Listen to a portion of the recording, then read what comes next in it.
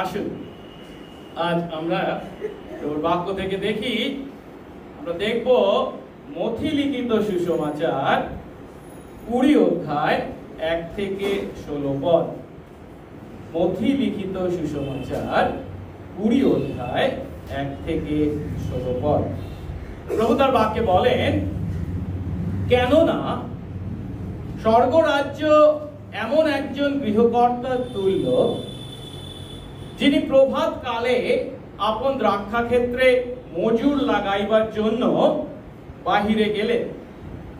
তিনি মজুরদের সহিত দিন 1 সিকি বেতন স্থির করিয়া তাহাদিগকে আপন দ্রাক্ষা ক্ষেত্রে প্রেরণ করিলেন।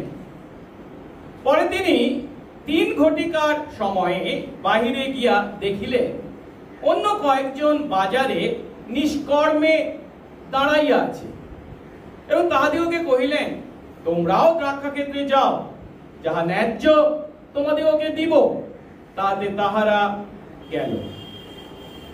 আবার তিনি 6 ও 9 ঘটিকার সময়েও বাহিরে গিয়া তদ্রূপ করিলেন।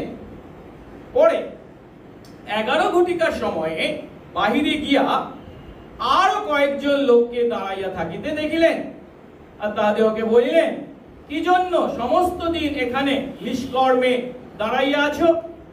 তারা তাহাকে বলিল, কেহই আমাদিগকে কাজে লাগায় নাই। তিনি তাহাদিগকে কহিলেন, তোমরাও দ্রাক্ষা ক্ষেত্রে যাও। পরে সন্ধ্যা হইলে সেই দ্রাক্ষা ক্ষেত্রের কর্তা আপন দেওয়ানকে কহিলেন, মজুরদিগকে ডাকিয়া মজুরি দাও, শেষ জন হইতে আরম্ভ করিয়া প্রথম জন পর্যন্ত দাও। তাহাতে যাহারা 11 ঘটিকার সময় লাগিয়াছিল, তাহারা আসিয়া এক একজন 1 সিকি পাইল।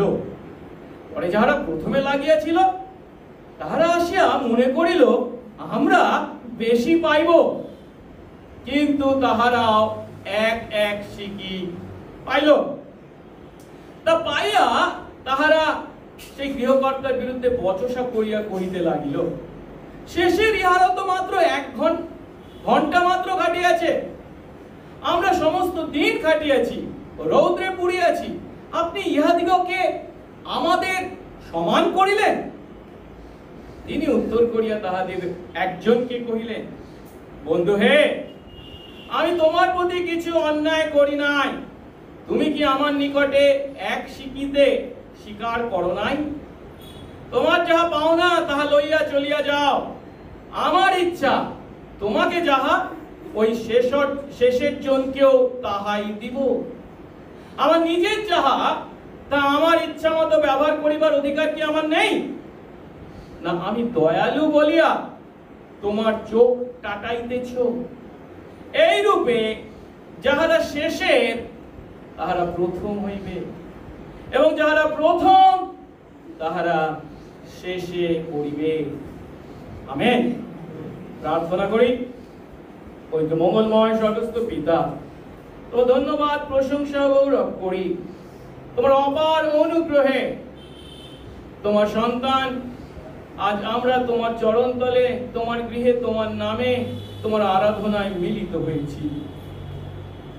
হ্যাঁ প্রভু, আমাদের নিজেদের কোনো যোগ্যতা নয়, সবটাই তোমার অনুগ্রহ।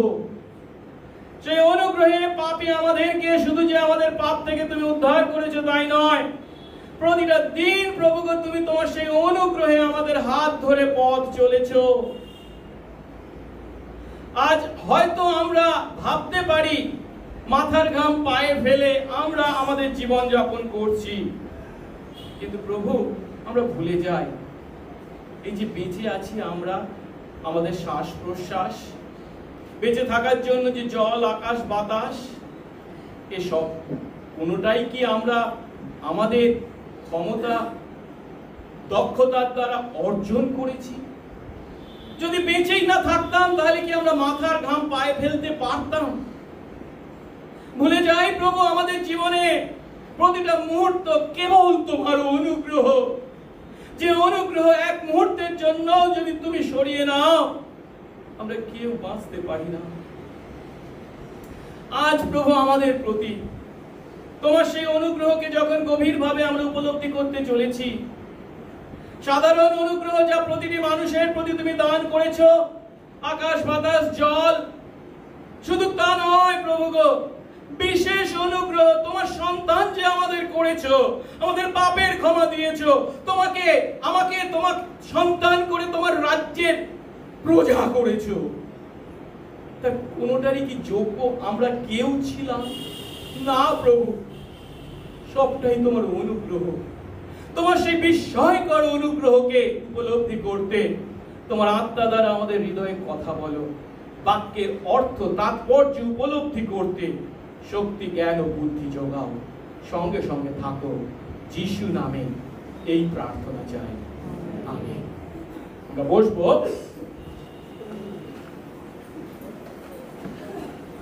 আজ আমরা ঈশ্বরের বিস্ময়কর অনুগ্রহ, the amazing grace of god সম্পর্কে শিখতে চলেছি। অনুগ্রহ, খ্রিস্ট ধর্ম হলো অনুগ্রহের ধর্ম। খ্রিস্ট ধর্মকে অনুগ্রহের ধর্ম বলা হয় এবং কথাটা সম্পূর্ণ সত্য। কিন্তু দুঃখের বিষয় কি জানে, খ্রিস্ট বিশ্বাসী হয়েও অনেকে এই অনুগ্রহ সম্বন্ধে বিভিন্ন ভুল ধারণার অধিকারী এবং এই অনুগ্রহকে প্রকৃত অর্থে তারা বিশ্বাস করে না। আর তাই অনুগ্রহ কথার অর্থ কি তা সঠিকভাবে আমাদের জানাটা খুবই প্রয়োজনীয়। সহজ কথায় ঈশ্বরের অনুগ্রহের অর্থ হলো ঈশ্বর আমাদের প্রতি যা করেছেন তা আমরা কখনো কখনো অন্যদের প্রতি করতে পারতাম না। কি বলতে চাইছি আমি? না, ঈশ্বর আমাদেরকে পাপ থেকে ক্ষমা করেছেন, ভালো কথা। আমরাও অনেক সময় আমাদের বিরুদ্ধে যারা অপরাধ করে তাদেরকে ক্ষমা করে থাকি, কিন্তু এই যে আমরা অন্যকে ক্ষমা করি বা পাপ থেকে উদ্ধার করি, তখন আমরা কি ভাবি? লোকটা তেমন মন্দ নয়, তাই তাকে আমি ক্ষমা করলাম।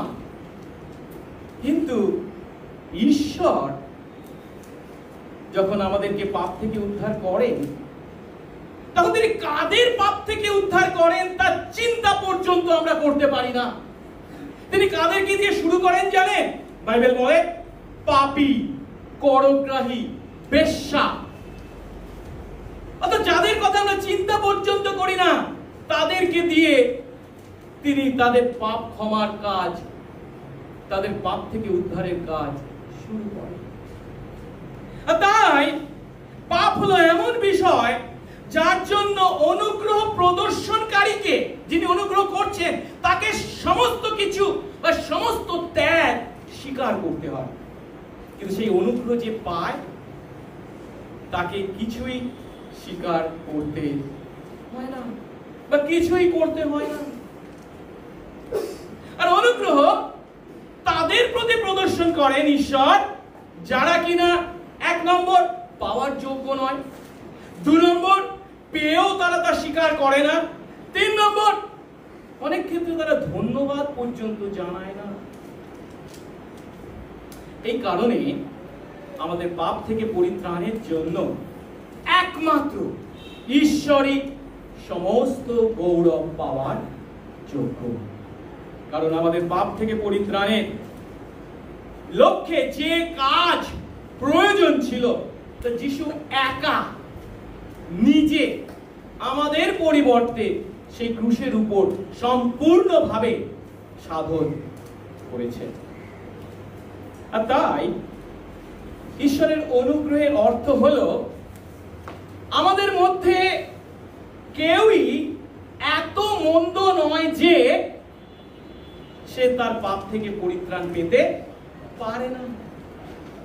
আপনি যদি মনে করেন না মানে আমি কত মস্ত বড় পাপী, আপনি জানেন কত মারাত্মক পাপ আমি করেছি যে পাপের কথা লোক সম্মুখে বলতে আমি লজ্জা পাই, তাহলে জানবেন আপনার সেই পাপের কথা কিন্তু ঈশ্বর অবশ্যই জানেন। তার চোখে আড়াল করে আপনি কিছুই করতে পারেননি, কিন্তু আপনার পাপ যত বড় হোক না কেন, আপনার সেই পাপকে ক্ষমা করার জন্য তার অনুগ্রহ আপনার পাপ থেকে অনেক বড়। আর এই সত্য যখন আমরা উপলব্ধি করি তখন আরো একটি সত্য এর সঙ্গে যুক্ত, সেটা কি? ঈশ্বরের অনুগ্রহের অর্থ কিছু লোক নিজেদেরকে এত বেশি ভালো বা উত্তম বলে মনে করে যে তারা পরিত্রাণ পেতে পারে না। কেন জানেন? কারণ তারা নিজেদের সম্বন্ধে মনে করে কি পরিত্রাণ পাওয়ার জন্য তাদের ঈশ্বরের অনুগ্রহের প্রয়োজন নেই।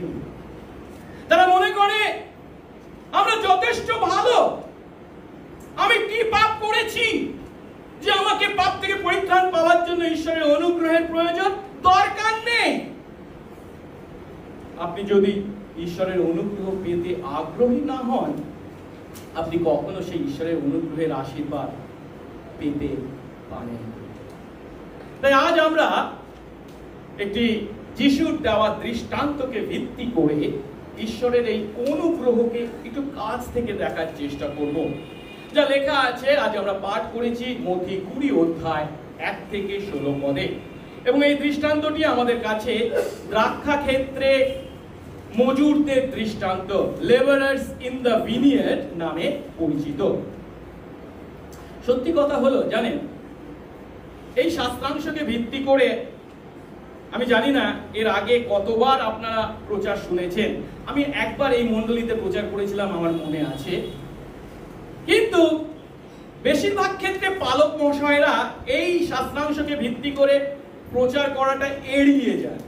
তার কারণ হচ্ছে এই শাস্ত্রাংশ পাঠ করার পর উপরে উপরে দেখলে মনে হয় পক্ষপাতহীনতা বা ন্যায় বিচার সম্বন্ধে আমাদের সাধারণ যে ধারণা আছে, এই দৃষ্টান্তে সেই সাধারণ ধারণাকে যেন আঘাত করা হয়েছে।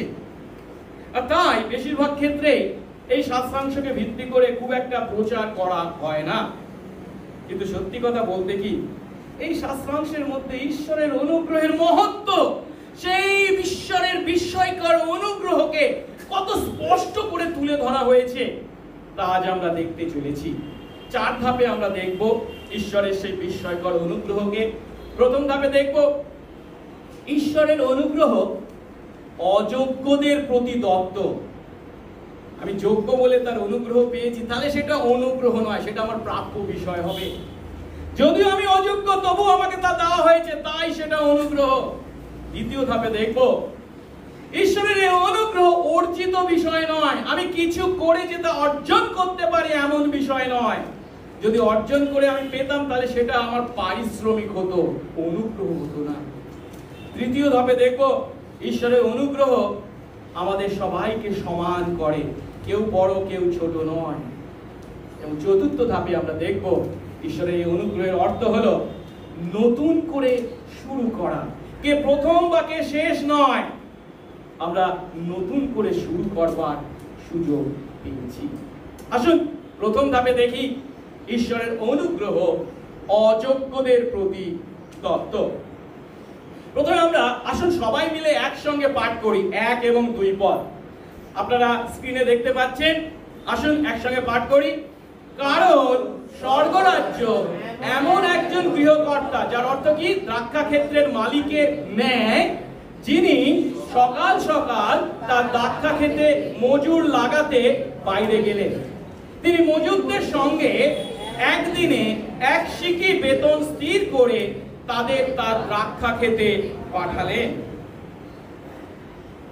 এটা হচ্ছে আজ থেকে প্রায় 2000 বছর পূর্বে যিশু যখন এই পৃথিবীর মাটিতে ছিলেন, তখন ইসরায়েল দেশে একটা সাধারণ দৃশ্য।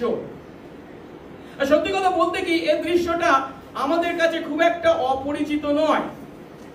কারণ আমিও যখন এর আগে সকাল সকাল বাজার করতে এই জোড়া ব্রিজে আসতাম, তখন এই সকাল 7টা আর 6টার দিকে 6:30 থেকে দেখতে পেতাম ওই জোড়া ব্রিজের উপরে বেশ কিছু দিন মজুর বসে রয়েছে তাদের যন্ত্রপাতি নিয়ে। কেউ হয়তো কোদাল নিয়ে, কেউ হয়তো ঝুড়ি নিয়ে, কেউ হয়তো ছেনি হাতুড়ি নিয়ে বসে রয়েছে।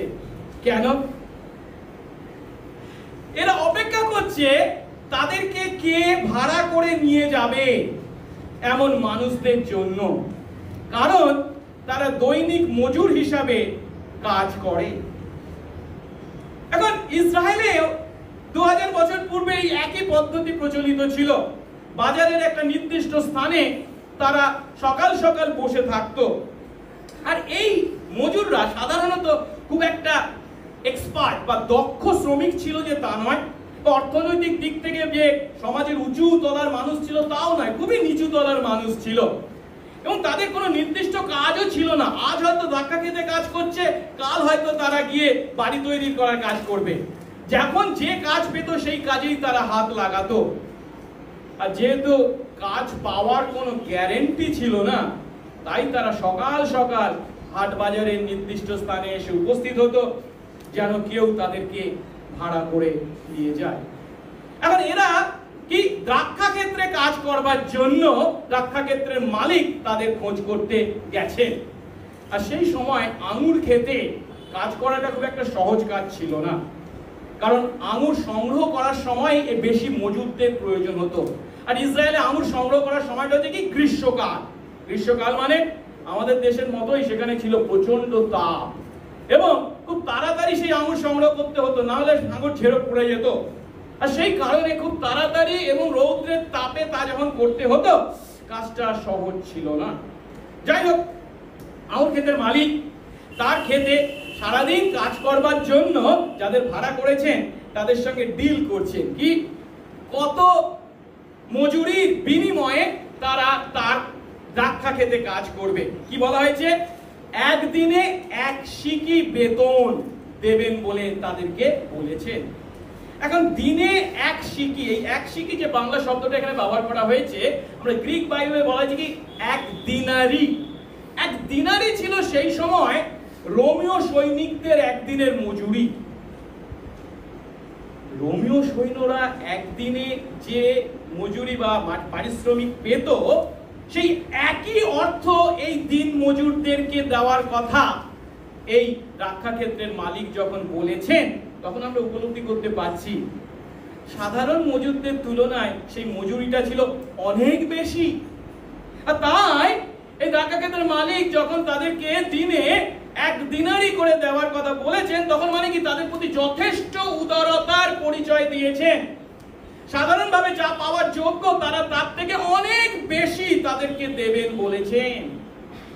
আর তাই আমরা দেখতে পাচ্ছি কি তারা আনন্দের সঙ্গে সেই মজুরিতে কাজ করবার জন্য তার সঙ্গে দ্রাক্ষা ক্ষেত্রে গেছে।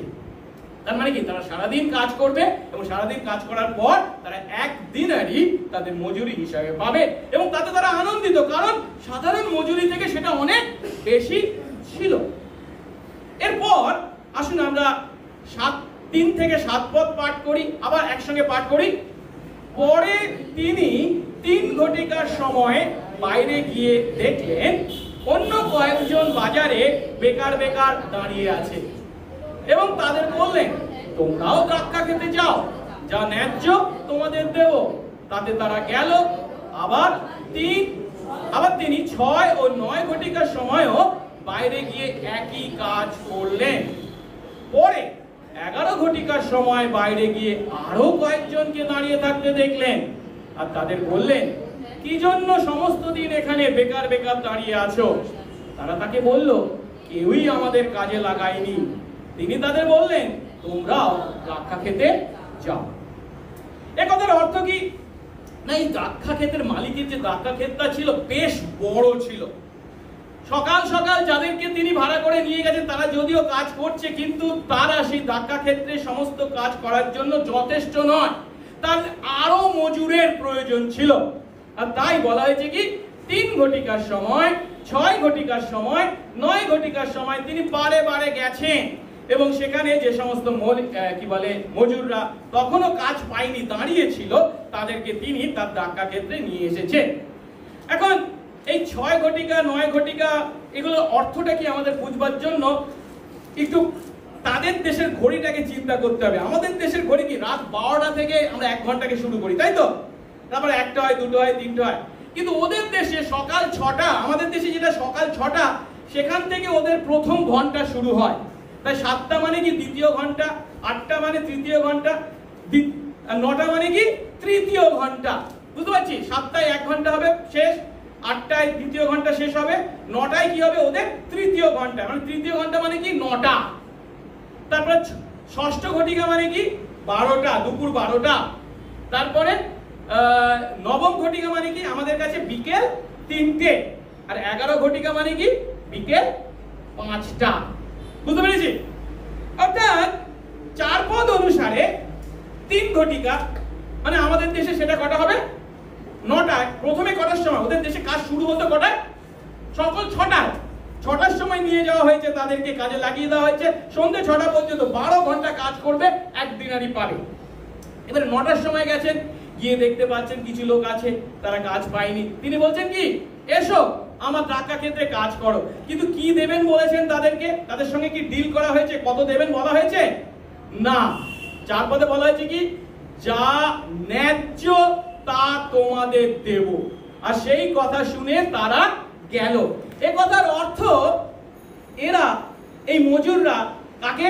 এই দাক্কা ক্ষেত্রের মালিককে যথেষ্ট বিশ্বাস করত যে ইনি এই মজুরদের সঙ্গে অন্যায্য ব্যবহার করবেন না, তিনি ন্যায্য মজুরি তাদেরকে দেবেন। এই বিশ্বাস মালিকের প্রতি তাদের ছিল। শুধু 9 ঘটিকায় ঘটেছে তা নয়, 9টার সময় তা নয়, তা বলছি 6 ঘটিকায় এবং 9 ঘটিকায়, মানে কি দুপুর 12টায় এবং বিকেল 3টের সময় গেছেন, তখনও দেখেছেন কিছু লোক আছে দাঁড়িয়ে যারা কাজ পায়নি, তাদেরকে ডেকে এনেছেন এবং তাদেরকে ওই একই কথা বলেছেন, যা ন্যায্য তোমাদেরকে তা দেব। এরপর বিকেল 5টা হয়ে গেছে, কাজ শেষ হয় কটায় বলেছি? 6টায়। 6টায় শেষ হয়, তাই তো? 6টা থেকে 6টা বলেছি, তাই তো? তার মানে 5টা পর্যন্ত যারা কাজ পায়নি তারা কি মাত্র 1 ঘন্টা কাজ করতে পারবে। বুঝতে পারছি আমরা? কিন্তু সাধারণত দাক্কা ক্ষেত্রে কি হয়, সারাদিন ধরে কাজ করা হয়েছে, এবারে শেষ ঘন্টাটা কি হয়, কাজ শেষ করবার প্রস্তুতি করা হয়, তখন আর নতুন করে কাজ শুরু করার কোনো বিষয় থাকে না। কিন্তু 5টা পর্যন্ত যারা কোনো কাজ পায়নি, তারা যদিও দাঁড়িয়ে রয়েছে, তারা মনে মনে চিন্তা করে বসে আছে কি, আজ কোনো আশা নেই, আজ হয়তো আমাকে এবং আমার পরিবারকে রাতে উপোস করতে হয়, মানে কি কোনো উপার্জন হয়নি। কিন্তু এই দিনটা তাদের কাছে অন্য দিন, আলাদা দিন ছিল। কেন? এই দাক্কা ক্ষেত্রের মালিক তাদেরকেও গিয়ে বলছেন, তোমরা আমার দাক্কা ক্ষেত্রে এসে কাজ করো এবং যা ন্যায্য আমি তোমাদেরকে তা দেব। এখন এই যে মজুররা এলো এবং শেষ ঘন্টায় তাদের মধ্যে কাজ করলো, তার ফলস্বরূপ কি ঘটনা ঘটলো?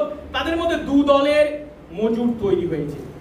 এক দলের মজুর কি সকাল সকাল তাদের কাজ শুরু করেছে এবং তারা কোন কথায় কাজ শুরু করেছে? তারা সারাদিন কাজ করে 1 দিনারি পাবে। আরেক দল কারা? যারা পরে এসে কাজে যোগ দিয়েছে, কিন্তু 1 দিনারি পাবে না আধা দিনারি পাবে তা কিন্তু তাদেরকে বলা হয়নি, শুধু বলা হয়েছে কি, যা ন্যায্য তা তোমাদেরকে দেওয়া হবে। মালিকের সেই কথায় বিশ্বাস করে আস্থা রেখে তারা সেই কাজে যোগ দিয়েছে। এখন এতদূর পর্যন্ত যখন এই দৃষ্টান্তকে আমরা দেখলাম, এর মাধ্যমে আমরা একটা প্রয়োগকে আমাদের জীবনে বা শিক্ষাকে উপলব্ধি করতে পারি ঈশ্বরের অনুগ্রহ সম্বন্ধে। আর সেটা কি? ঈশ্বরের অনুগ্রহ আমাদের মধ্যে হীনমন্যতাকে দূর করে। হীনমন্যতা মানে ইনফিরিয়রিটি কমপ্লেক্স, নিজের সম্পর্কে ভুল ধারণা, আমি অক্ষম, আমার কোনো ক্ষমতা নেই, আমার কোনো সন্তুষ্ট নেই, আমাকে দিয়ে কি হবে, আমার কোনো কাজে লাগবো না, ইত্যাদি ইত্যাদি। যারা নিজেদেরকে শক্তিহীন, ক্ষমতাহীন, গুরুত্বপূর্ণ নয় বলে চিন্তা করি, তাদের জন্য এই দৃষ্টান্তের মাধ্যমে ঈশ্বর রাজ্যের শিক্ষা মহা আশীর্বাদ স্বরূপ উপস্থিত হয়েছে। কেন আমি এই কথা বলছি? একবার তাদের কথা চিন্তা করুন, যারা বিকেল 5টা পর্যন্ত কাজ পায়নি, তাদেরকে কেউ ভাড়া করেনি।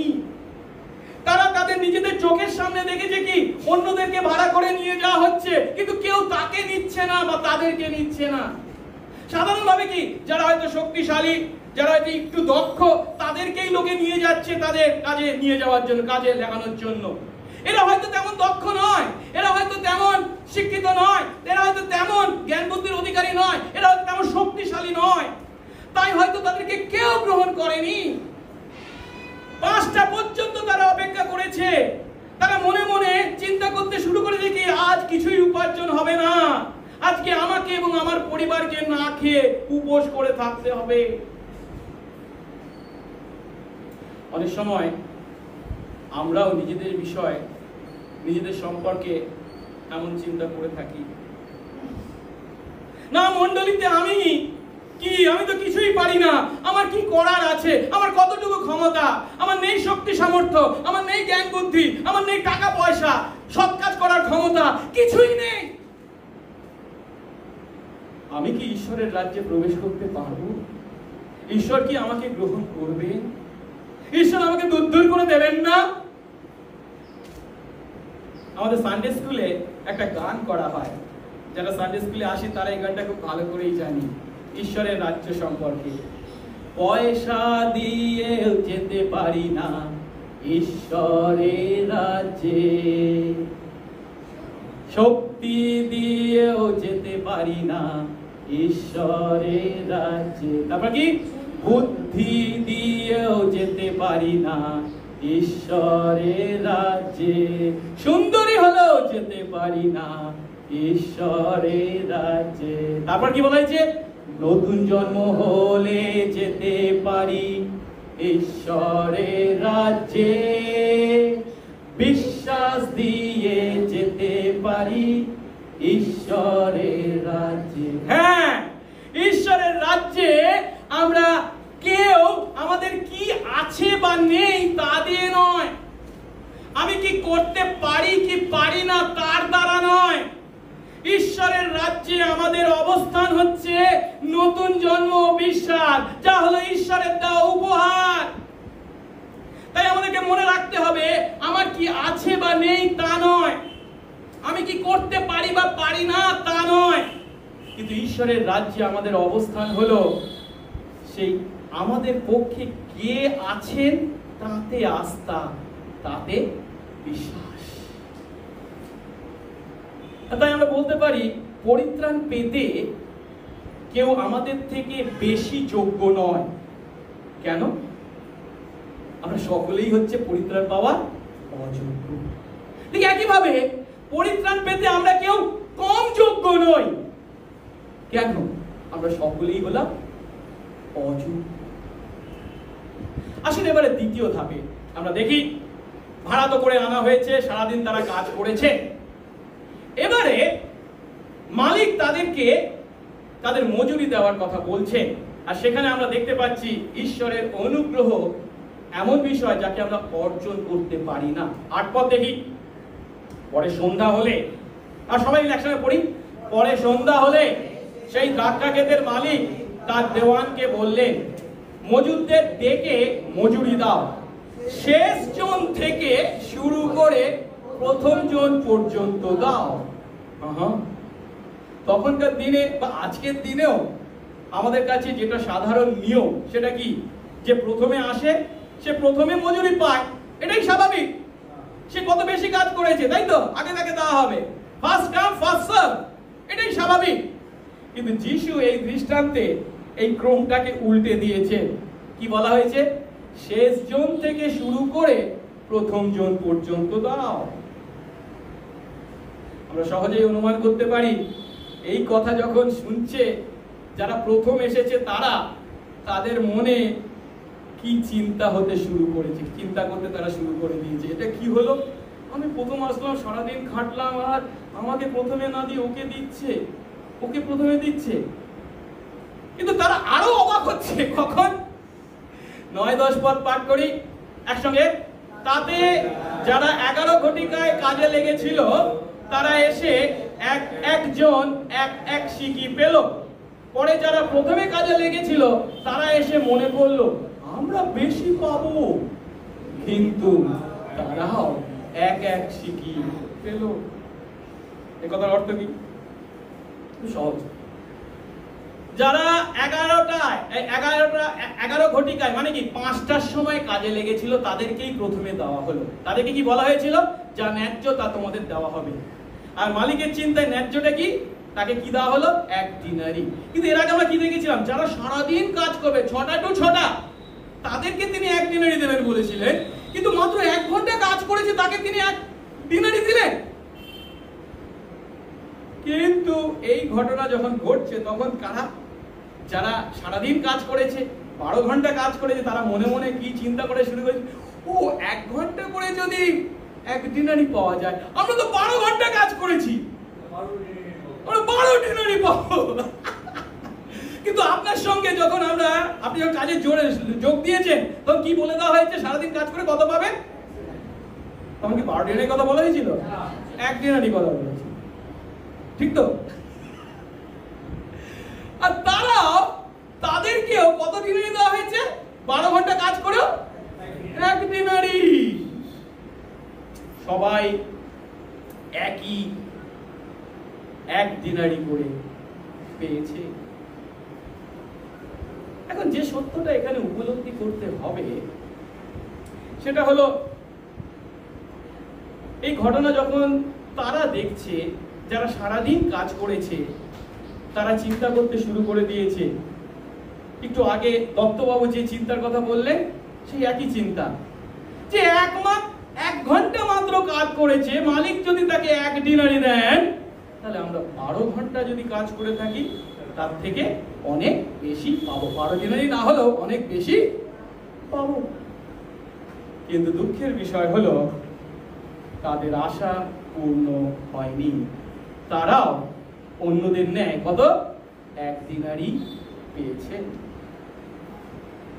অন্যদিকে যারা 1 ঘন্টা কাজ করে 1 দিনারি পেয়েছে তাদের কথা চিন্তা করুন।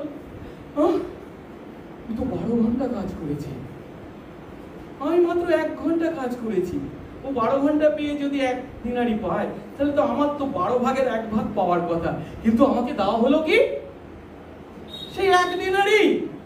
তার মানে আমি যেটা পেয়েছি এটা আমার কাজের মজুরির পরিবর্তে তার অনুগ্রহ হিসাবে আমাকে চিন্তা করতে হবে।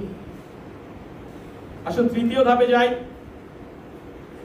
এর পরের ঘটনা, যখন তারা অভিযোগ জানাচ্ছে, সেই অভিযোগকে ভিত্তি করে আমরা শিখব ঈশ্বরের অনুগ্রহ আমাদেরকে সমান করে।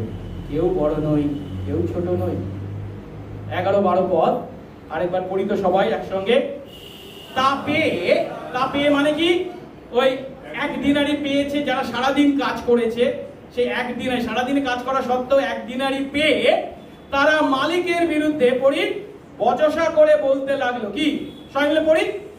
শেষের এরা তো মাত্র 1 ঘন্টা খেটেছে, আমরা সমস্ত দিন খেটেছি ও রোদে পুড়েছি, আপনি এদেরকে আমাদের সমান করলেন, আপনি এদেরকে আমাদের সমান করলেন। এর আগে আমি বলেছি কি, দ্রাক্ষা ক্ষেত্রে সেই সময় কাজটা সহজ কাজ ছিল না, খুব কঠিন কাজ ছিল। রোদে পুড়ে কাজ করাটা সহজ কাজ নয়। তাই যারা 12 ঘন্টা কাজ করেছে, সেই রোদে পুড়েছে, তারা যখন এই কথা বলছে, সেই কথা শুনে আমরা মনে মনে বলছি, হ্যাঁ ঠিকই তো বলেছে, কি ভুল বলেছে, হ্যাঁ ঠিকই তো, ওরা সারাদিন 12 ঘন্টা কাজ করেছে। হ্যাঁ, আমরা তাদের প্রতি অবশ্যই সমবেদনা প্রকাশ করতে পারি। আমরা সহজেই তাদের এই অভিযোগকে উপলব্ধি করতে পারি।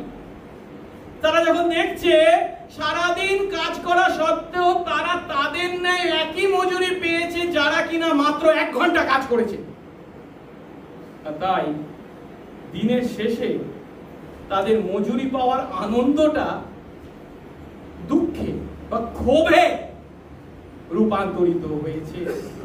তাই তারা কি, যদিও মুখে বলেনি, কিন্তু এই কথার দ্বারা কি আমরা তো 12 ঘন্টা খেটেছি, এরা তো মাত্র 1 ঘন্টা খেটেছে, 12 ঘন্টা রোদে পড়েছি, আপনি এদেরকে আমাদের সমান করলেন, পারেন না এদের সমান করতে, এদের থেকে আমাদের বেশি দিতে হবে। অর্থাৎ তারা বেশি মজুরি পাওয়ার জন্য নাছোড়বান্দা, তাদের বেশি মজুরি না পাওয়ার জন্য যদিও তারা মালিকের উপর রেগে গেছে, ক্ষোভে ফেটে পড়েছে, ঠিক কথা, কিন্তু তাদের এই ক্ষোভের পিছনে আসল কারণটা কি বুঝতে পারছি কি আমরা? আচ্ছা ধরুন ওই প্রথম ঘন্টায় যারা কাজে এসেছিল, তারপরে ওরাই সারাদিন কাজ করেছে আর মালিক আর কাউকে কাজে নেননি, তাহলে দিনের শেষে যদি তাদেরকে 1 দিনারি দেওয়া হতো, তারা কোনো কথা বলতো? এই রাত দেখাতো? এই ক্ষোভ প্রকাশ করতো না। কিন্তু কেন ক্ষোভ প্রকাশ করছে? ওদেরকে যখন দেখছে ওরা মাত্র 1 ঘন্টা করেও 1 দিনারি পেয়েছে, কিন্তু আমরা 12 ঘন্টা পরেও 1 ঘন্টা পাচ্ছি। তার মানে কি? তাদের ক্ষোভের পিছনে মূল কারণটা হলো আপনি এদেরকে আমাদের সমান করলেন, যে কথাটা 12 পদের শেষ অংশে বলা হয়েছে, আপনি এদেরকে আমাদের সমান করলেন। আমাদের সমান যদি না করতেন তাহলে আমাদের কোনো রাগ কোনো ক্ষোভ ছিল না। আমাকে 1 দিনারি দিয়েছেন, ভালো কথা, ওদেরকে যদি 12 ভাগের 1 দিনারি দিতেন, 12 ভাগের 1 ভাগ দিনারি দিতেন, তাহলে কোনো সমস্যা ছিল না। এতদূর পর্যন্ত আমরা যে সত্যটা দেখতে পাচ্ছি, তার থেকে যেটা উপলব্ধির বিষয় হলো ঈশ্বরের অনুগ্রহ হলো আমাদের প্রতি ঈশ্বরের সেই সুনজর যা আমরা অর্জন করতে পারি না, কিন্তু তার উপহার হিসাবে তিনি আমাদের তা দিয়ে থাকেন। এখানে বুঝবার চেষ্টা করি, এই যে মজুররা রেগে গেছে, তাদের ক্ষোভ প্রকাশ করছে, তার কারণটা এই নয় এই মালিক বড্ড কঞ্জুস কৃপণ ছিল তাই কি না, কিংবা তাদের প্রতি অন্যায় অবিচার করেছে তা কি না। কেন? একটু আগে বলেছি যে একজন রোমিও সৈনিক দিনে যে মজুরি পেত তা তাদেরকে দেওয়া হচ্ছে, মানে অনেক বেশি দিচ্ছেন তিনি কঞ্জুস নন। তবুও তারা রেগে গেছে, চটে গেছে। কেন? কারণ এই মালিক যারা পাওয়ার যোগ্য নয়, মাত্র 1 ঘন্টা কাজ করেছে, তাদের প্রতি ভালোবাসা, তাদের প্রতি তার অনুগ্রহ প্রদর্শন করেছে। এই অনুগ্রহ হলো এমন বিষয়, যখন আমাকে কেউ করে তখন সব ভালো আছে, আর সেই অনুগ্রহ অন্য পাচ্ছে আর আমি পাচ্ছি না, তখনই আমি চটে যাই। তখনই আমরা কিসের বিচার করি? যোগ্যতা।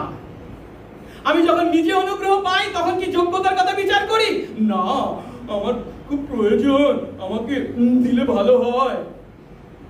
কিন্তু অন্য যে পাচ্ছে আমি পাইনি, তখনই ওর কি যোগ্যতা আছে ওটা পাওয়ার? একটু আগে 15 পদে আমরা দেখেছিলাম খুব স্পষ্ট কথা, একটু পরে আমরা 15 পদে দেখতে পাবো, যেখানে এই মালিক তাদেরকে বলছেন, আমার নিজের যা তা আমার ইচ্ছা মতো ব্যবহার করার অধিকার কি আমার নেই? না আমি দয়ালু বলে তোমার চোখ টাটাচ্ছ, মানে তোমার হিংসে হচ্ছে? সহজ কথায় খ্রিস্ট বিশ্বাসী আমরা অনেকে খুব সহজেই যে ভুলটা করে থাকি, তাহলে কি আমরা ঈশ্বরের অনুগ্রহকে আমাদের প্রাপ্য বিষয় জ্ঞান করি। We take it for granted. এই মালিকের বিরুদ্ধে মজুররা যখন অভিযোগ করেছিল, তার মূল কারণটা কি? তারা মনে মনে সেই স্বার্থপর কল্পনা করেছিল কি তারা অতিরিক্ত মজুরি পাওয়ার যোগ্য। ওরা 1 ঘন্টা করে 1 দিনারি পেয়েছে, আমরা 12 ঘন্টা পেয়েছি, মানে কি আরো বেশি মজুরি পাওয়ার যোগ্য। আমরা অনেক সময় ঈশ্বরের অনুগ্রহকে অনুগ্রহ জ্ঞান না করে আমাদের যোগ্য প্রাপ্য বিষয় জ্ঞান করি। যারা প্রথমে কাজে লেগেছিল তারা মনে মনে কি চিন্তা করেছিল? 10 পদে যারা প্রথমে কাজে লেগেছিল তারা এসে মনে করলো আমরা বেশি পাবো, আমরা বেশি পাবো। সত্য কি জানেন? ঈশ্বরের রাজ্যে আমরা আমাদের যোগ্যতা দ্বারা কিছুই উপার্জন করতে পারি না। ঈশ্বরের রাজ্যে আমরা আমাদের যোগ্যতা দ্বারা কিছুই উপার্জন করতে পারি না। তার পরিবর্তে ঈশ্বরের রাজ্যে ঈশ্বর তার মঙ্গল ইচ্ছা, মঙ্গল পরিকল্পনা অনুসারে আমাদের প্রতি তার অনুগ্রহ প্রদর্শন করে থাকেন।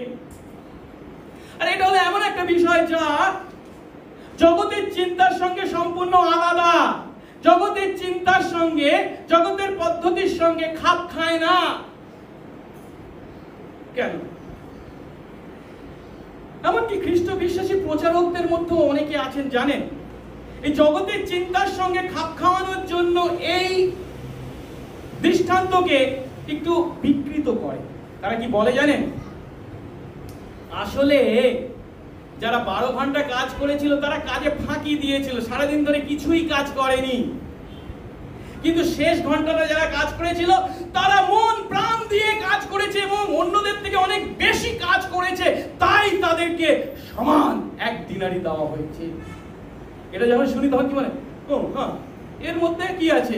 যথেষ্ট যুক্তি আছে, এটা ঠিক। মালিক দেখেছে এরা সারাদিন কাজ করেও ফাঁকি দিয়েছে, কিছু করেনি, কিন্তু শেষ ঘন্টায় এরা অনেক বেশি কাজ করেছে, তাই তাদেরকে 1 দেওয়া হয়েছে। এটা হচ্ছে আমাদের চিন্তা, আমাদের যুক্তি, জগতের চিন্তা যুক্তিকে ভিত্তি করে আমরা যিশুর দৃষ্টান্তকে বিকৃত করছি। যিশু এই দৃষ্টান্তে সে কথা বলেননি। তার পরিবর্তে যিশু এখানে যে কথা বলেছেন, তারা যে যেমন কাজই করে থাকুক না কেন সবাইকেই তিনি সমান মজুরি দিয়েছেন। না জানেন আমার বাবা পাস্টার ছিলেন, জানেন আমরা 4 পুরুষ খ্রিস্টান, জানেন আমি ছোটবেলা থেকে সানডে স্কুল এসেছি, আমিও ঈশ্বরের রাজ্যে তার প্রবেশ করেছি, আর ও জানেন কি ছিল ইত্যাদি, ও ঈশ্বরের রাজ্যে প্রবেশ করে গেল, ও তো কিছুই করেনি, বরঞ্চ সেই সমস্ত পাপ কাজ করে বেড়াতো। ঈশ্বরের রাজ্যে তার প্রবেশ এবং আপনার প্রবেশের মধ্যে কোনো পার্থক্য নেই।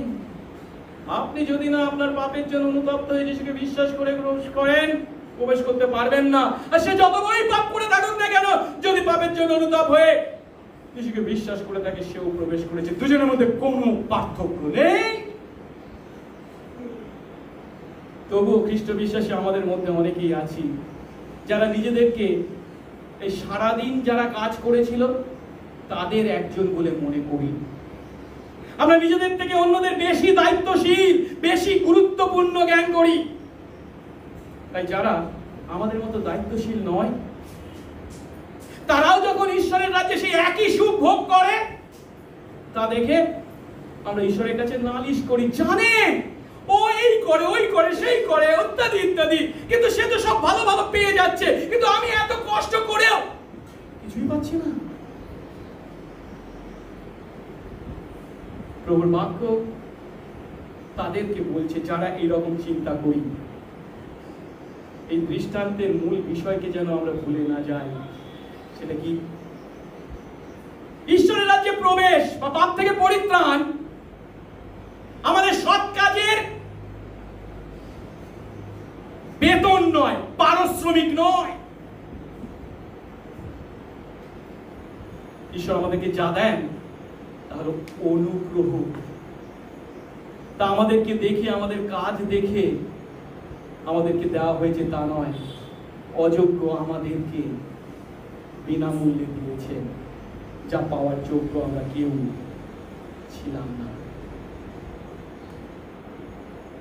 আর সত্যি যদি আমরা আমাদের কাজের বেতন পেতে চাই, আমি কত গুরুত্বপূর্ণ, আমি কত দায়িত্বশীল, তাহলে বাইবেল খুব স্পষ্ট ভাষায় বলে আমাদের যোগ্যতা অনুসারে আমরা যদি আমাদের পারিশ্রমিক পেতে চাই, তা কি জানেন? রোমীয় 6:23 পাপের বেতন, পাপের পারিশ্রমিক, স্যালারি কি? মৃত্যু। কারণ আমরা সকলেই পাপী, আর আমাদের সেই পাপের জন্য বা কাজের জন্য যদি বেতন, পারিশ্রমিক আমরা ঈশ্বরের কাছ থেকে পেতাম, তাহলে আমাদের যোগ্য প্রাপ্য বিষয়টা কি ছিল? মৃত্যু ছাড়া আর কিছু নয়। কিন্তু যা পাওয়ার যোগ্য আমরা কেউই নই, কিন্তু তিনি বিনামূল্যে আমাদের দিতে চান, সেটা কি জানেন? এই পদের দ্বিতীয় অংশে বলা হয়েছে কিন্তু ঈশ্বরের অনুগ্রহ দান মানে দ্য গিফট অফ গড, ঈশ্বরের উপহার, সেটা কি? প্রভু যীশু খ্রিস্টের অনন্ত জীবন। ঈশ্বরের অনুগ্রহ হলো আমাদের প্রতি তার উপহার। আর এটা উপহার হওয়ার কারণে আমি কিছু করার দ্বারা তা অর্জন যেমন করতে পারি না, আবার কিছু করার দ্বারা তা থেকে নিজেকে বঞ্চিতও করতে পারি না। আমি আমার ছেলেকে তার জন্মদিনে উপহার দেব, সে আমাকে সন্তুষ্ট করেছে বলে যে দিই তা নয়, অসন্তুষ্ট করলেও আমি তাকে দিয়ে থাকি। উপহার হলো এমন বিষয় যা কিছু করার দ্বারা যেমন আমরা অর্জনও করতে পারি না, আবার কিছু করার দ্বারা নিজেকে বঞ্চিত করি না। এই বিষয়টা কার উপর নির্ভর করছে? সম্পূর্ণভাবে যিনি উপহার দিচ্ছেন তার ইচ্ছার উপরে। তিনি যদি চান আমাকে দেবেন। আর উপহার হওয়ার কারণে এই উপহারের প্রতি আমরা কেবল একটা কাজই করতে পারি, ভিখারির মতো কেবল আমাদের হাত বাড়িয়ে দিই, প্রভু আমার প্রয়োজন, আমাকে দাও, গ্রহণ করতে পারি। দ্বিতীয় যে বিষয়টা ঈশ্বরের অনুগ্রহ সম্বন্ধে এখানে আমরা শিখতে পাচ্ছি সেটা হলো কি? ঈশ্বরের অনুগ্রহ আমাদেরকে অন্য সকলের সমান। তো আগে আমরা 11 ও 12 পদ দেখেছিলাম, সেখানে কি বলা হয়েছিল? যারা সারাদিন কাজ করেছে তারাও যখন 1 দিনারি পেয়েছে, তারা কি করেছে? তা পেয়ে তারা মালিকের বিরুদ্ধে বচসা করে বলতে লাগলো। বচসা করার কথা বলেছে। শেষে এরা তো মাত্র 1 ঘন্টা কেটেছে আর আমরা সমস্ত দিন কেটেছি, রোদে পড়েছি, আপনি এদেরকে আমাদের সমান করলেন। অর্থাৎ এই সারাদিন খেটেও 1 দিনারি যারা পেয়েছে তাদের অভিযোগের মূল কারণটা কি? 1 দিনারি পাওয়ার জন্য যে তারা অভিযোগ করছে তা নয়, তাদেরকে অন্যদের সঙ্গে সমান করা হয়েছে এবং তার জন্য তারা কি করছে? বচসা করছে বলা হয়েছে। বচসা করছে, বাংলা বাইবেলে এটা অনুবাদটা খুব ভালো করছে, বচসা করে বলতে লাগলো, মানে কন্টিনিউয়াসলি। এটা গ্রিক বাইবেলে ইমপারফেক্ট টেন্সে আছে, তার মানে কি ক্রমশ, একবার দুবার নয়, বারবার তারা বলতে শুরু করেছে কি? আপনি এদেরকে আমাদের সমান করলেন। আচ্ছা, এই কথাটা একটু ভালো করে চিন্তা করুন। আপনি এদেরকে আমাদের সমান করলেন। এরা বলেনি আপনি আমাদেরকে এদের সমান করলেন। যারা শেষ ঘন্টায় এসে 1 ঘন্টা কাজ করে 1 দিনারি পেয়েছে, তারা কি বলবে? আপনি আমাদেরকে এদের সমান করেছেন। তারা কিন্তু ক্ষোভ জানায়নি, তারা আনন্দে আছে। কিন্তু ক্ষোভ জানাচ্ছে কারা? তাদেরকে এই 1 ঘন্টা কাজকারী লোকদের সমান করার জন্য ক্ষোভ। তাদেরকে অন্যদের সঙ্গে সমান করা হয়েছে। এর অর্থ অন্যদেরকে তাদের সমান মজুরি দেওয়ায় তারা চটে গেছে। তারা বলতে চাইছে রোদে পুড়ে সারাদিন কাজ করেছে তারা, তারা বেশি পাওয়ার যোগ্য। খ্রিস্ট বিশ্বাসী আমাদের মধ্যেও এই একই প্রকার মনোভাব অনেক সময় কাজ করে। আমরা ঈশ্বরের কাছ থেকে গ্রেড পেতে চাই, A, B, C, D, আমি কোন গ্রেডে আছি। কিন্তু এই গ্রেড পাওয়ার মধ্যে আসল ইচ্ছাটা কি জানেন? আমরা নিজেদেরকে অন্যদের সঙ্গে তুলনা করে তাদের উপরে নিজেকে স্থান দিতে চাই। কিন্তু এইভাবে যখন আমরা নিজেদেরকে অন্যদের সঙ্গে তুলনা করি, তখন সেদিন যারা সারাদিন কাজ করেছিল তাদের মধ্যে যেমন লোভ, বেশি পাওয়ার লোভ তৈরি হয়েছিল, আমরা যখন নিজেদেরকে অন্যদের থেকে উচ্চে চিন্তা করি, আমাদের মধ্যে সেই লোভ তৈরি হয়। আর সেই লোভ আমাদের মধ্যে ক্ষোভ উৎপন্ন করে। আর সেই ক্ষোভ আপনাকে আমাকে অন্যের সমালোচনা করতে, সেই ধাক্কাক্ষেত্রের মালিক সমালোচনা করতে প্ররোচিত করে। তাই আমাদের কি প্রয়োজন জানেন? অন্যদের সঙ্গে তুলনা করা বন্ধ করা। তার পরিবর্তে রোমীয় 12 অধ্যায় 3 পদ বলে কি জানেন? বস্তুত আমাকে যে অনুগ্রহ দেওয়া হয়েছে তার গুণে আমি তোমাদের মধ্যবর্তী প্রত্যেককে বলছি। কি বলছি? হাইলাইট করা হয়েছে কি? নিজের বিষয়ে যেমন বোধ করা উপযুক্ত কেউ তার থেকে বড় বোধ না করুক। নিজের সম্বন্ধে যেমন চিন্তা করা উচিত সেই চিন্তাই করো, তার থেকে বেশি চিন্তা করো না। কিন্তু ঈশ্বর যাকে যে পরিমাণ বিশ্বাস বিতরণ করেছেন সেই মতো সে সুবোধ হওয়ারই চেষ্টায় নিজের বিষয় বোধ করুন। আসুন আমরা নিজেদের জন্য যেমন অনুগ্রহ কামনা করি, আমরা যেমন ঈশ্বরের অনুগ্রহ পেতে চাই, তখন নিজেদের যোগ্যতা দেখি না, ঠিক একইভাবে আমরা যেন অন্যদের প্রতিও ঈশ্বরের কাছ থেকে পাওয়া সেই অনুগ্রহ বা দয়া যেন প্রদর্শন করতে পারি, এই মনোভাব যেন আমাদের মধ্যে তৈরি হয়। আসলে এবারে শেষ ধাপ দেখব এই দৃষ্টান্তে, যেখানে ঈশ্বরের অনুগ্রহকে নতুন করে শুরু করা বিষয় হিসাবে বর্ণনা করা হয়েছে। আমরা দেখি তো 13 থেকে 15 পদ পাঠ করি সবাই একসঙ্গে। তিনি, অর্থাৎ তিনিটাকে, সে ডাকা ক্ষেত্রের মালিক, তিনি তাদের একজনকে উত্তর দিলেন, বন্ধু হে, আমি তোমার প্রতি কোনো অন্যায় করিনি। তুমি কি আমার কাছে এক সিকিতে কাজ করতে রাজি হওনি? তোমার যা পাও না তা নিয়ে চলে যাও। আমার ইচ্ছা তোমাকে যা, ওই শেষের জনকেও তাই দেব। আমার নিজের যা তা আমার ইচ্ছা মতো ব্যবহার করার অধিকার কি আমার নাই? না আমি দয়ালু বলে তোমার চোখ টাকাচ্ছ, মানে তোমার হিংসে হচ্ছে? এর অর্থ, অভিযোগকারীদের, মজুররা যে অভিযোগ করেছিল, মালিক সেই অভিযোগকে একেবারে সরাসরি অস্বীকার করেছে। তিনি ক্ষোভ প্রকাশকারী মজুরদের একজনকে উত্তর দিয়েছেন। যেখানে বলছে না একজনকে উত্তর দিলেন, তার মানেটা কি? ধরা যেতে পারে যারা তার বিরুদ্ধে বচসা করছে, ক্ষোভ প্রকাশ করছে, তাদের দলনেতা হয়ে যিনি আছেন তাকে উত্তর দিচ্ছেন। কি বলে? বন্ধু হে। এই বন্ধু হে মানে তাকে বন্ধু বলেছেন বলে আমরা যে তার খুব ঘনিষ্ঠ ব্যক্তি হিসেবে চিন্তা করব না, এটা হচ্ছে জাস্ট ফ্রেন্ড, এই হিসাবে, মানে সাধারণ সম্বোধন হিসাবে তাকে সম্বোধন করা হয়েছে। 13 পদে কি বলছেন তিনি? খুব স্পষ্ট, আমি তোমার প্রতি কোনো অন্যায় করিনি। তুমি কি আমার কাছে এক সিকিতে কাজ করতে রাজি হওনি? এর আগে আমরা 2 পদে দেখেছিলাম, কি দেখেছিলাম? তিনি মজুরদের সঙ্গে একদিনে 1 সিকি বেতন স্থির করে তাদের তার ডাক্কা খেতে পাঠালেন। অর্থাৎ দিনের শুরুতে তিনি যাদেরকে কাজে লাগিয়েছেন তাদের সঙ্গে নেগোসিয়েশন করেছেন কি সারাদিন তারা কাজ করবে এবং কি 1 দিনারি পাবে।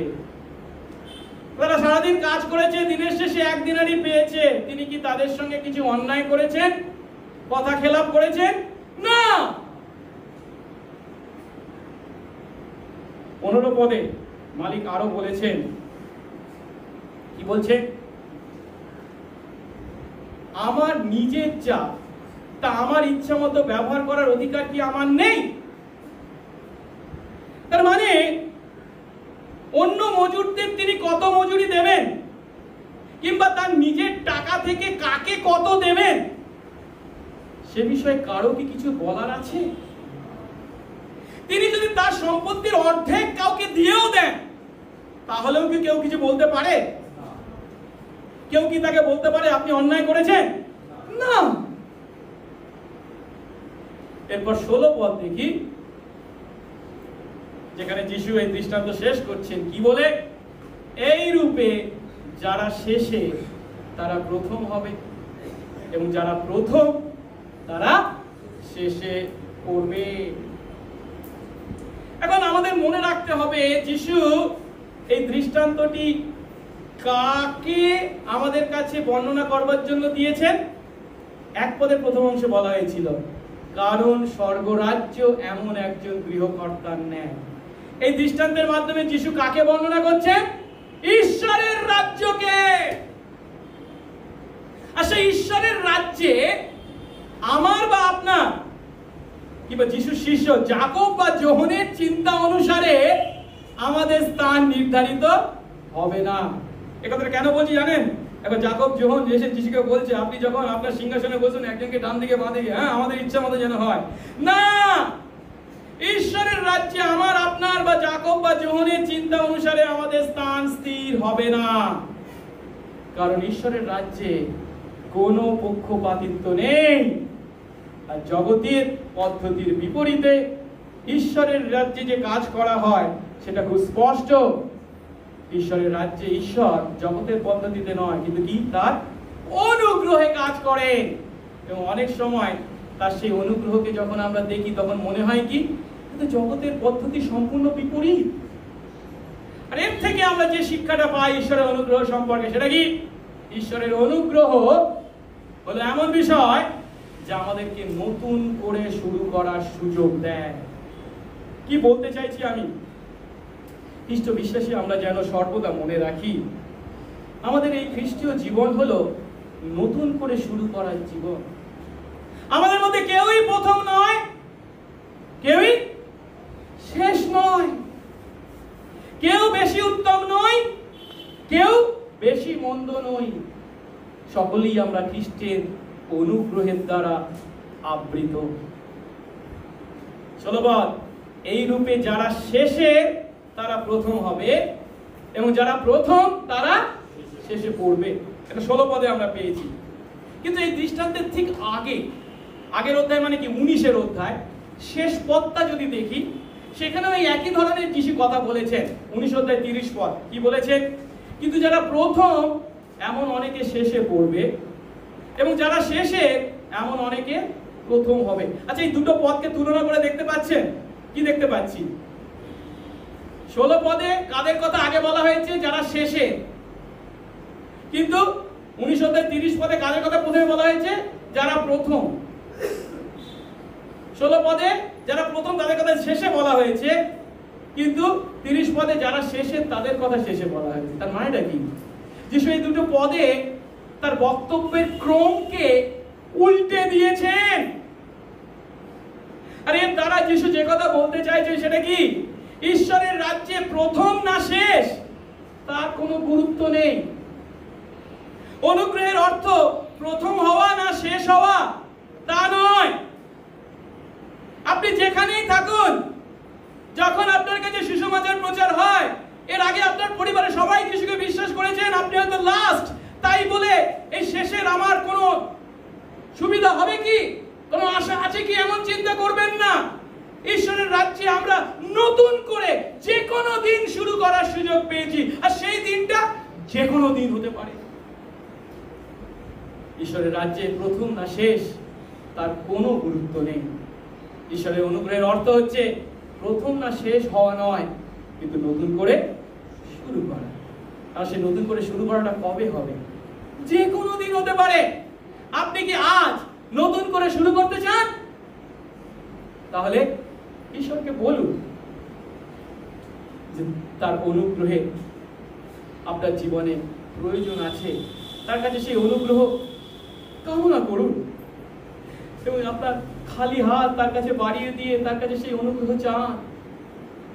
বাইবেল বলে আপনার পাপ সিঁদুরের ন্যায় টকটকে লাল হলেও তিনি তার তুষারের ন্যায় সাদা করবেন। এমন ঈশ্বর তিনি, এমন বিস্ময়কর অনুগ্রহের অধিকারী তিনি। আমাদের কাউকেই তিনি ফিরিয়ে দেবেন না। আসুন প্রার্থনা করি। মঙ্গলময় সর্বস্থ পিতা, তোমার ধন্যবাদ, তোমার প্রশংসা, তোমার গৌরব করি। তোমার অনুগ্রহে তোমার চরণতলে উপস্থিত আমরা আজ তোমার বাক্য থেকে তোমার সেই বিস্ময়কর অনুগ্রহকে উপলব্ধি করার সুযোগ পেলাম।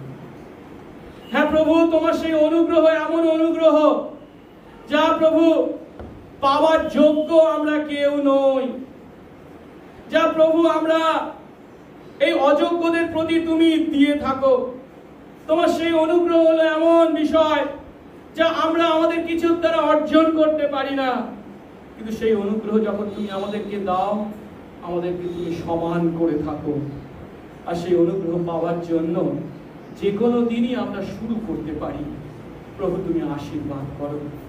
এখনো তোমার সেই অনুগ্রহকে প্রকৃত অর্থে উপলব্ধি না করে যারা তোমার সেই ঈশ্বরের রাজ্য থেকে দূরবর্তী আছি, তাদের জীবনে আজকের এই দিনটিকে তুমি আশীর্বাদ করো, যেন প্রভু তোমার কাছে আমরা সেই অনুগ্রহ কামনা করতে পারি, পাপের ক্ষমা পেয়ে তোমার সন্তান হয়ে তোমার প্রজা হতে পারি। দয়া করো, সঙ্গে সঙ্গে থাকো, যিশু নামে এই প্রার্থনা চাই।